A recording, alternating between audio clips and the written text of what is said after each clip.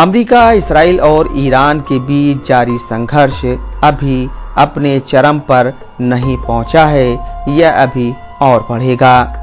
Iran झुकेगा नहीं, क्योंकि ईरान इस बार मिडिल ईस्ट में फैसला करा कर रहेगा। ये संघर्ष उस वक्त शांत होगा जब ट्रंप की बेवकूफ़ी की वजह से तेल, गैस और फर्टिलाइज़र का दाम आसमान छूने लगेगा। हॉर्मुज स्ट्रेट के लगातार बंद होने से एनर्जी की कीमतें बढ़ती रहेंगी। जेट फ्यूल की कमी से यूरोप और अमेरिका के एयरलाइंस कुछ हफ्तों में अपनी उड़ान रद्द करने लगेंगे। दुनिया भर के किसान फर्टिलाइज़र की बढ़ती कीमतों से परेशान होना शुरू हो गए हैं और इसका असर जल्द ही खाने की चीज़ों की कीमतों पर पड़ेगा। लेकिन मेरा मानना है कि लड़ाई और बढ़ेगी और दुनिया की इकोनॉमी इस संकट का सबसे बुरा दौर देखेगी। 1950 के दशक के ग्रीन रिवॉल्यूशन ने दुनिया को सबसे ज़्यादा बदला है।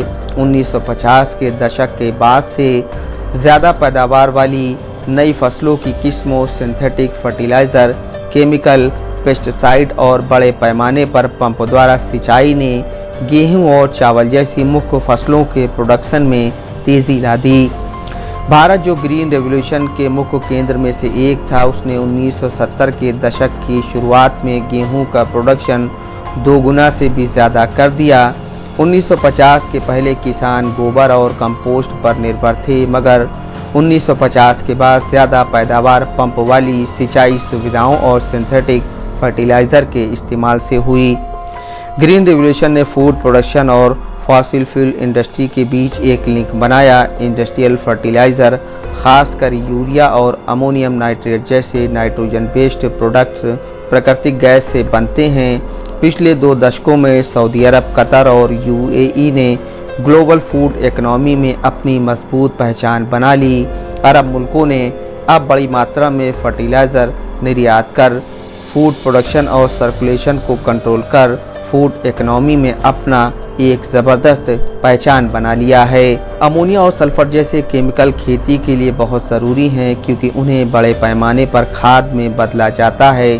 अरब के ज़्यादातर मुल्क अमोनिया से यूरिया खाद बनाते हैं। दुनिया भर के यूरिया ट्रेड में अरब मुल्कों की हिस्सेदारी 35% है।